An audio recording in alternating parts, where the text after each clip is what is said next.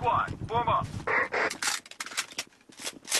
We've been looking over the images of a video war game. You see the world as it looks to a soldier.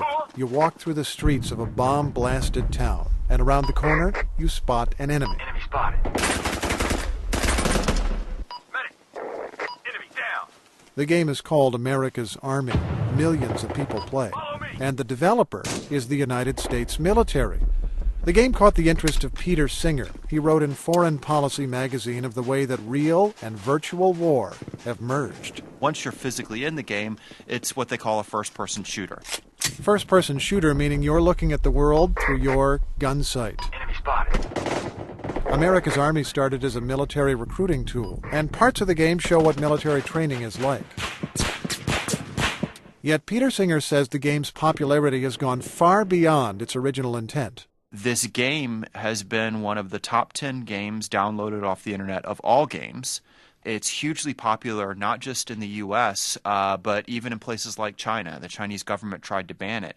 But more important to that, in terms of the Army really didn't care about its popularity, is did it help with recruiting or not? And one study found that the game had more impact on actual recruits than all other forms of Army advertising combined. Why do you suppose that this game became a success beyond its value apparently as a recruiting tool? It's actually a pretty good game. You know, it's got good packages, good graphics, etc., compelling stories. The interesting thing, though, is that this game is just the start of a broader spectrum of something that I call militainment, where the military is drawing from entertainment for its tools. That is everything from tools of recruiting, like in America's Army, to the tools of entertainment in terms of actually using the weapon systems.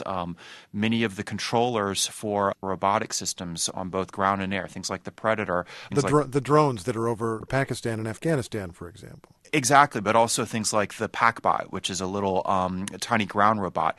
They're actually modeled after the Xbox and PlayStation controllers. And the reason was the military found is these video game companies had spent tens of millions of dollars designing systems that fit in your hand perfectly. But more importantly, the training costs had already been taken out because you hand these to an 18-year-old and they automatically know how to use it.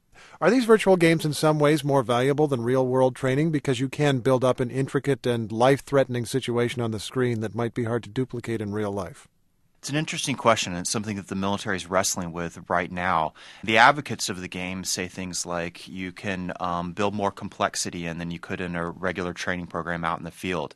More importantly, you can run through it again and again and again in a way that you can in real-world training, but of course, there's other aspects that go into real-world training that maybe you do need in there. And one of those that I think is a concern is that the video games often forget about what we call the fog of war. So, for example, there's one package that recaptures what happened in a real-world battle during the invasion of Iraq, where a Green Beret team fought off a Iraqi battalion that had tanks and the like. And so in the game, you can do the same thing that the Green Berets did.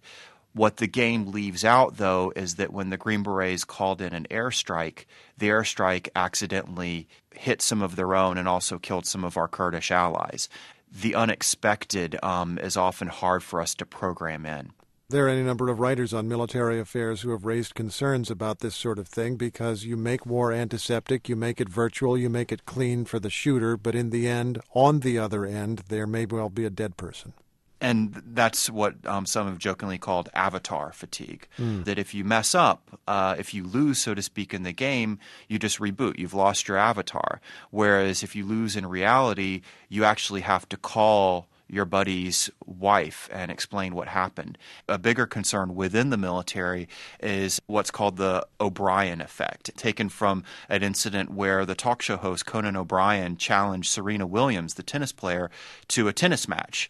She came out and he handed her a Nintendo Wii and he proceeded to beat her. And the point here was that just because you excel in the video game of something, it doesn't mean that you excel in the real world version of something.